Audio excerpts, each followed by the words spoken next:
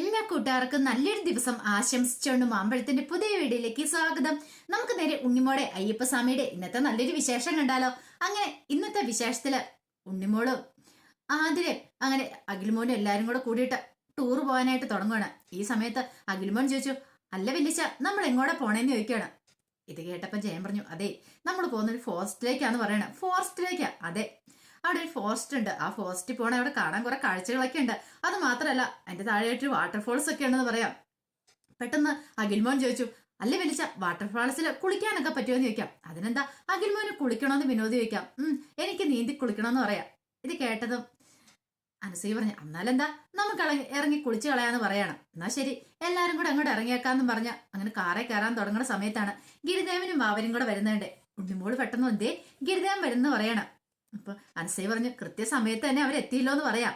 അങ്ങനെ അവര് വന്നു കഴിഞ്ഞപ്പോ ഉണ്ണിമോള് പറഞ്ഞു, ഗിരിദേവ ഇതേ ഞങ്ങളെ വാട്ടർഫാൾസ് ഒക്കെ കാണാൻ വേണ്ടി പോവാം, ഗിരിദേവനും ബാവയും ഞങ്ങളോട് വരാവെന്ന് ചോദിക്കാം. ഇത് കേട്ടതും ഗിരിദേവനും നോക്കി. ആതിരയുടെ മുഖം അങ്ങോട്ട് വീർത്തു.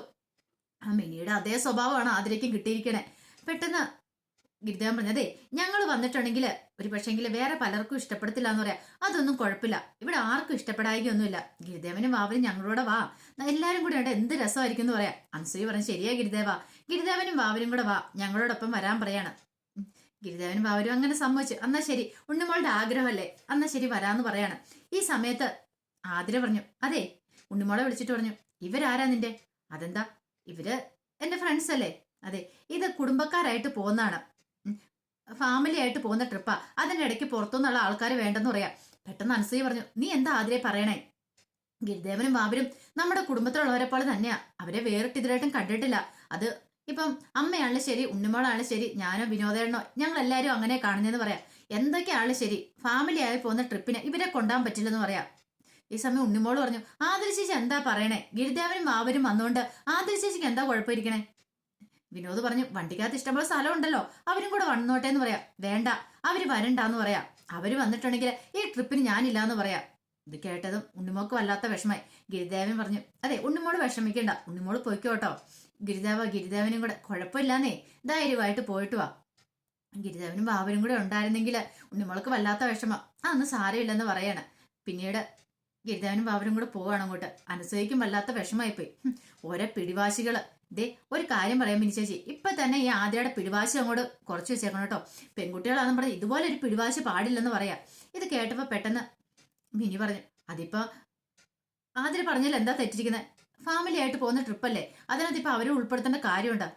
അതെ, ഗിരിദേവനും ബാബരും എന്ന് പറഞ്ഞാൽ വീട്ടിലെ അംഗത്തെപ്പോലെ തന്നെയാണ്. അവർ ചെയ്തു തന്ന ഉപകാരങ്ങളൊക്കെ ഇത്ര പെട്ടെന്ന് മറന്നു പോയെന്ന് ചോദിക്കുകയാണ്.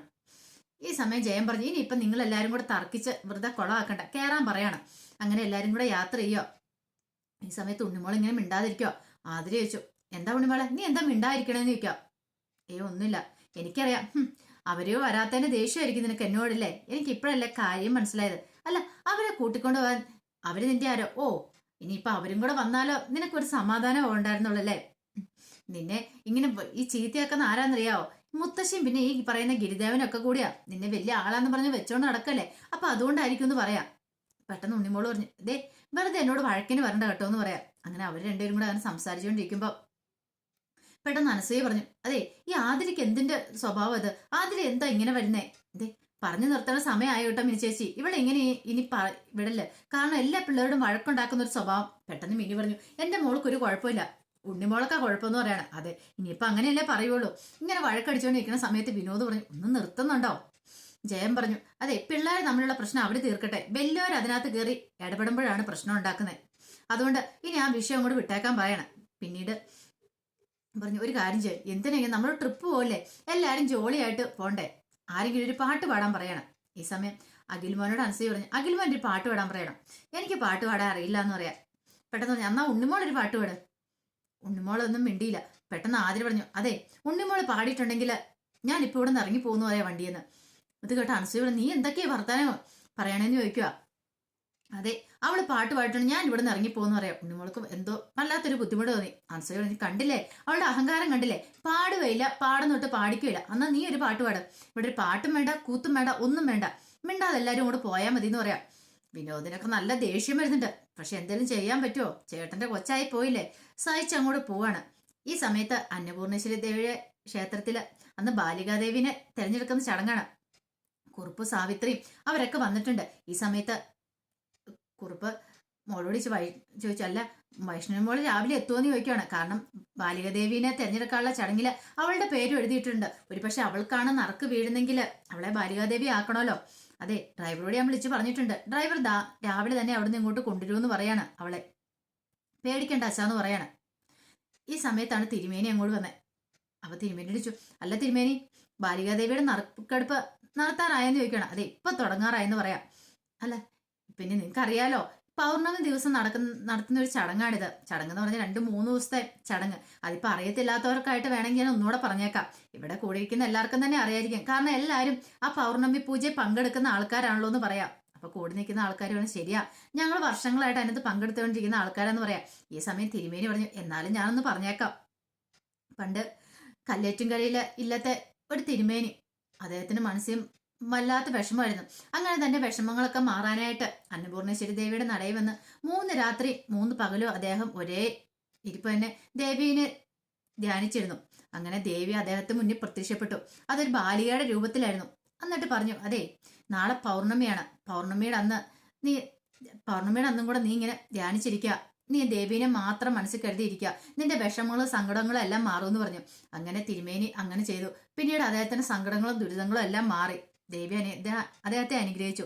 അതുകൊണ്ട് എന്താ, അതിനുശേഷം ഇവിടെ പലരും ഇങ്ങനെ വന്ന് ഇരിക്കാറുണ്ട്. അവരുടെ എല്ലാ സങ്കടങ്ങളും വിഷമങ്ങളും മാറുന്നുണ്ട്. അന്നു മുതലാണ് ഈ ബാലികാദേവിയുടെ പൂജ വളരെ പ്രധാനമായിട്ട് നമ്മളിവിടെ ആഘോഷിക്കാനായിട്ട് തുടങ്ങിയെന്ന് പറയാം. അതുകൊണ്ട് ഈ തവണ ബാലികാദേവിയായിട്ട് ആരാണോ ആവോ വരുന്നതെന്ന് അറിയില്ല എന്ന് പറയാം. എന്നാ ശരി, അങ്ങ് നറുക്കെടുത്തേക്കാന്ന് പറഞ്ഞുകൊണ്ട് എടുക്കും. അപ്പൊ ആരാ നറുക്കെടുക്കണ്ടേന്നൊരു ചിന്ത വന്നു. അതെന്താ, കുറുപ്പേട്ടൻ തന്നെ വന്ന് എടുത്തോളാൻ പറയാണ്. അങ്ങനെ കുറുപ്പ് നറുക്കെടുക്കാനായിട്ട് അങ്ങോട്ട് ചെല്ലുവാണ്. തിരുമേനി ആ പാത്രത്തിനകത്ത് കുലുക്കി ഇങ്ങോട്ട് വെച്ചു. കുറെ പേരുകൾ അതിനകത്ത് എഴുതി ഇട്ടിട്ടുണ്ട്. അങ്ങനെ കുറുപ്പേട്ടൻ ഒരു പേരെടുത്തു. തിരുമേനി വായിച്ചോളാൻ പറയാണ്. വേണ്ട, കുറുപ്പേട്ടൻ തന്നെ വായിച്ചോളാൻ പറയാണ്. അങ്ങനെ കുറുപ്പേട്ടൻ അത് തുറന്നു നോക്കി. അപ്പൊ തന്റെ കൊച്ചുമോളുടെ പേരായിരിക്കും എന്നോർത്ത് തുറന്നു നോക്കിയത്. പക്ഷെ തുറന്നു നോക്കിയപ്പോ കണ്ട പേര് ഉണ്ണിമോളെന്നാ. ഉണ്ണിമോൾ എന്നുള്ള പേര് വായിച്ചു. ഇത് കേട്ടപ്പോ എല്ലാരും പരസ്പരം ചുറ്റി നോക്കണു. ഉണ്ണിമോളോ? ഇത് കേട്ടപ്പോ അവിടെ ഇരുന്നൊരു സ്ത്രീ പറഞ്ഞു, അതെ, ഉണ്ണിമോളാണോ ഉണ്ണിമായാണോ എന്ന് ശരിക്കും നോക്ക്. ഈ നിൽക്കുന്ന എന്റെ കൊച്ചുമോൾ ഉണ്ണിമായാണ്. ചിലപ്പോൾ ഉണ്ണിമായായിരിക്കും, ചിലപ്പോൾ കുറുപ്പേണ്ണ തെറ്റിപ്പോയതായിരിക്കും പറഞ്ഞേ. ഞാൻ അമേരിക്കയ്ക്ക് പോയെന്നോർത്തോണ്ട് അമേരിക്കയിൽ പോയെന്നോർത്തോണ്ട് മലയാളം മറന്നു പോയിട്ടൊന്നുമില്ല. എനിക്ക് നന്നായിട്ട് വായിക്കറിയാം. അല്ലെങ്കിൽ നോക്കാൻ പറഞ്ഞ് തിരുമേനിയുടെ കയ്യിലേക്ക് കൊടുക്കുവാണ്. തിരുമേനി നോക്കിയപ്പോൾ ഉണ്ണിമോളെന്നാ. ഉണ്ണിമോളോ? ഈ സമയം അവിടെ ഒരാൾ പറഞ്ഞു, ഇങ്ങനെ ഒരു പേരുള്ള കുട്ടി ഇവിടെ ഇല്ലല്ലോ, നമ്മുടെ നാട്ടിലില്ലോ എന്ന് പറയണം. പെട്ടെന്നാണ് ഒരാൾ പറഞ്ഞത്, അല്ല, അന്ന് അന്നപൂർണേശ്വരി ദേവിയുടെ ആ വിഗ്രഹം തിരിഞ്ഞു വരാൻ കാരണം ഒരു ഉണ്ണിമോളല്ലേ, ഓർക്കുന്നില്ലെന്ന് ചോദിക്കുക. പെട്ടെന്നാണ് എല്ലാവർക്കും ആ കാര്യം ഓർമ്മ വന്നേ. തിരുമേനി പറഞ്ഞ്, ശരിയാ, അന്നപൂർണേശ്വരി ദേവിയുടെ അന്ന് ഇവിടെ ഉണ്ണിമോളായിരുന്നു ഉണ്ടായിരുന്ന. അന്നപൂർണേശ്വരി ദേവി എല്ലാവരും ശപിച്ച വിഗ്രഹമൊക്കെ തിരിഞ്ഞിരിക്കുമായിരുന്നു. പിന്നീട് ഉണ്ണിമോള് വന്നതിന് ശേഷമാണ് ഈ നാടിന് തന്നെ ശാപമോഷം കിട്ടിയത്.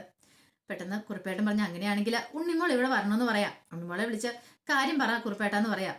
ഈ സമയത്താണ് ഗിരിദേവനും വാവരും കൂടെ അങ്ങോട്ട് വന്നത്. ഗിരിദേവനും വാവരും കണ്ടപ്പോൾ തിരുമേനി പറഞ്ഞു, അല്ല, ബാലികദേവിയുടെ തെരഞ്ഞെടുക്കുന്ന ചടങ്ങായിരുന്നു ഗിരിദേവ. ആ സമയത്ത് ഉണ്ണിമോടെ പേര് പക്ഷെ ആരെഴുതിയിട്ടെന്ന് അറിയത്തില്ല എന്ന് പറയാ. ഗിരിദേവൻ പറഞ്ഞു, അങ്ങനെ ഒരു ചടങ്ങ് നടക്കുന്നുണ്ടെന്ന് ഞങ്ങൾ അറിഞ്ഞായിരുന്നു. അപ്പൊ ഞാനാണ് ഉണ്ണിമോളുടെ പേര് എഴുതിയിട്ടെന്ന് ഗിരിദേവൻ പറഞ്ഞു. ആഹാ, കൊള്ളാലോ എന്ന് പറയാണ്. ഈ സമയത്ത് കുറുപ്പേട്ടൻ പറഞ്ഞു, എന്നാ ഉണ്ണിമോളെ എത്രയും പോയി നേരത്തെ പോയി വിവരം അറിയിക്കാൻ പറയാണ്. പെട്ടെന്ന് തിരുമേനി പറഞ്ഞതേ, ഞാൻ പോയി വിളിച്ചോണ്ട് വരണം, അങ്ങനെയാണ് ചടങ്ങ്, അവരെ പോയി ഞാൻ കൂട്ടിക്കൊണ്ട് വരണമെന്ന് പറയാ. ഇത് കേട്ടതും ഗിരിദേവനും ബാവരും പരസ്പരം ഒന്ന് നോക്കുവാണ്. അങ്ങനെ ബാലികാദേവി ആകാനുള്ള ഒരു ഇതിന് ഉണ്ണിമോള് അർഹയാവുകയാണ്. കാരണം ഉണ്ണിമോൾക്കാണ് അതിന് നിയോഗം വന്നിരിക്കുന്നത്. ഈ സമയം ഇതൊന്നും അറിയത്തില്ലാതെ ഉണ്ണിമോളും അവരെല്ലാവരും കൂടെ ട്രിപ്പ് പോവാണ്. അങ്ങനെ കുറെ ദൂരം ചെന്ന് ഫുഡ് കഴിക്കാനായിട്ട് ഒരിടത്ത് നിർത്തി. അങ്ങനെ ഉണ്ണിമോളാണ് ഫുഡ് കഴിക്കാൻ പോയിരിക്കുക. പക്ഷെ ഉണ്ണിമോൾക്ക് കഴിക്കാൻ പറ്റുന്നില്ല. വല്ലാത്ത സങ്കടം. ഉണ്ണിമോളുടെ അടുത്തേക്ക് ആതിര വന്നു. നീ എന്താടി ഫുഡ് കഴിക്കാത്തെന്ന് ചോദിക്കുക. എനിക്ക് വിശക്കണില്ല. എനിക്ക് മനസ്സിലായി നിനക്ക് വിശക്കാത്ത എന്താണ്. അവന്മാര് വരാത്തോണ്ടല്ലേ ആ ഗിരിദേവനും ബാവരും അവരുടെ കൂടെ നടന്ന് നീ അങ്ങോട്ട് വഷളായി പോയില്ലേ. എപ്പോഴും എവിടെ പോണേലും അവരെടവും വരാൻ നിൽക്കണമല്ലേ, അതുകൊണ്ടല്ലേ എന്ന് ചോദിക്കുക. ആതിര ചേച്ചി വെറുതെ എന്നോട് വഴക്കിന് വരണ്ടാന്ന് പറയാം. പിന്നെ ഞാൻ വഴക്കിന് വന്നൊന്നുമല്ല, ഉള്ള കാര്യം പറഞ്ഞപ്പോ നിനക്ക് തന്നെ എന്നോട് ഇത്ര ദേഷ്യം. അതെ, മുത്തശ്ശി ആ ഗിരിദേവനെല്ലാം എല്ലാരും കൂടെ കൂടിയിട്ടാ നിന്നെ ഇങ്ങനെ ആക്കി വെച്ചിരിക്കുന്നത്. ഇവള് പറയുന്നതെന്ന് വെച്ചാൽ വേദവാക്യല്ലേ, അവള് വലിയൊരു പുണ്യാളത്തി വന്നിരിക്കുന്നു എന്ന് ആതിര പറയാണ്. ഇത് കേട്ടപ്പം ഉണ്ണിമോൾക്ക് ദേഷ്യ സങ്കടം വന്നു. ഉണ്ണിമോൾ പറഞ്ഞു, അതെ, എന്നോട് വെറുതെ അസൂയ കാണിക്കേണ്ട ആവശ്യമില്ല. എന്നോട് എല്ലാവരും സ്നേഹം കാണിക്കുന്നതുകൊണ്ട് ആതിര ചേച്ചിക്ക് അസൂയല്ലേ എന്ന് ചോദിക്കാം. ഇത് കേട്ടതും ആതിര തന്നെ നമ്പർ അങ്ങോട്ട് ഇട്ടു. ആതിര പെട്ടെന്ന് കരഞ്ഞോണ്ട് അവിടെ നിന്നും കൂടി ഓടിപ്പോവാണ്. നേരെ ഓടി ചെന്ന് മിനിയുടെ ജെന്റെയൊക്കെ അടുത്തേക്കാണ്. എന്തിനാ മോളെ കരയണം? മോൾ എന്തിനാ കരയണമെന്ന് ചോദിക്കും. ആ ഉണ്ണിമോൾ എന്നെ ചീത്ത പറഞ്ഞു പറയണം. ഉണ്ണിമോളെ ചീത്ത പറഞ്ഞോ? അനസൂയക്ക് പെട്ടെന്ന് തോന്നി ഇതിനകത്ത് എന്തോ ഒരു കള്ളത്തരം ഉണ്ടല്ലോ. സത്യം പറ, ഉണ്ണിമോൾ എന്താ പറഞ്ഞേ? പക്ഷെ എന്താ പറഞ്ഞെന്നും പറഞ്ഞില്ല. പൊട്ടിക്കരയാണ്. ആദ്യം കൂടെ നിന്നോട്ട് കള്ളക്കടച്ചിൽ അഭിനയിക്കുവാണ്. ഈ സമയം അന്നാന്ന് ചോദിച്ചിട്ട് എന്നെ കാര്യം എന്ന് പറഞ്ഞുകൊണ്ട് മിനി അങ്ങോട്ട് ചെല്ലുവാണ്. ഈ സമയം അനസൂയയും വിനോദും എല്ലാരും കൂടെ അങ്ങോട്ട് ചെന്നു. ഉണ്ണിമോളെ ആതിര എന്തിനാ കരയണെന്ന് ചോദിക്കുക. അത് ആതിര ചേച്ചി എന്നോട് വെറുതെ വഴക്കുണ്ടാക്കാൻ വന്നു പറയണം. അതിന് നീ അവളെ എന്താ പറഞ്ഞേ? ഞാൻ പറഞ്ഞു അത് അസൂയ കൊണ്ടാ എന്നോട് വഴക്കുണ്ടാക്കാൻ വന്നതെന്ന് ഞാൻ പറഞ്ഞു. അനസൂയ ചോദിച്ചു, അല്ല നീ അത്രമാത്രം പറഞ്ഞല്ലോ? അതെ, ഞാൻ അത്രയും മാത്രം പറഞ്ഞല്ലോ അമ്മയെന്ന് പറയണേ. കേട്ടില്ലേ? ഉണ്ണിമോള് വേറൊന്നും പറഞ്ഞിട്ടില്ല, അതിന്റെ പേരിലാണ് ഇപ്പൊ കണ്ടില്ലേ ഈ പ്രശ്നങ്ങളൊക്കെ ആതിര ഉണ്ടാക്കിയേക്കുന്ന അനസൂയ പറയാം. പെട്ടെന്ന് മിനി പറഞ്ഞു, എന്താണോ ആതിരമോളെ നീ കരയിച്ചില്ലേ, നീ മാപ്പ് പറയണമെന്ന് പറയാം. ഈ സമയം അനസൂയക്ക് അങ്ങോട്ട് ദേഷ്യം വന്നു. ഇത്ര സമയം സഹിച്ച് ക്ഷമിച്ച് നിൽക്കുക. അനസൂയ പറഞ്ഞു, അതെ ഉണ്ണിമോള് മാപ്പ് പറയാം, പക്ഷെ അതിനു മുമ്പ് ഉണ്ണിമോളെ എത്ര വട്ടം ദ്രോഹിച്ചിട്ടുണ്ട് ആതിര, അതിനാദ്യം മാപ്പ് പറയട്ടെ, എന്നിട്ടും ഉണ്ണിമോള് മാപ്പ് പറയാന്ന് പറയാണ്. പെട്ട അവസ്ഥയായിപ്പോ മിനി എന്ത് ചെയ്യണമെന്ന് അറിയില്ലാത്ത അവസ്ഥ നിൽക്കുകയാണ്. അപ്പൊ അതിന്റെ വിശേഷങ്ങളൊക്കെ എന്ന് കണ്ടേ. ഇനിയിപ്പൊ നമ്മൾ കാണാൻ പോകുന്ന ബാലികാദേവിയുടെ ചടങ്ങൊക്കെ ആയിരിക്കും. അപ്പൊ അതിന്റെ വിശേഷങ്ങൾക്കായി നമുക്ക് എല്ലാവർക്കും കാത്തിരിക്കാം കേട്ടോ. അപ്പൊ ഒരിക്കൽ കൂടി എല്ലാവർക്കും നല്ലൊരു ദിവസം ആശംസിച്ചുകൊണ്ട് നിർത്തുന്നു. നന്ദി.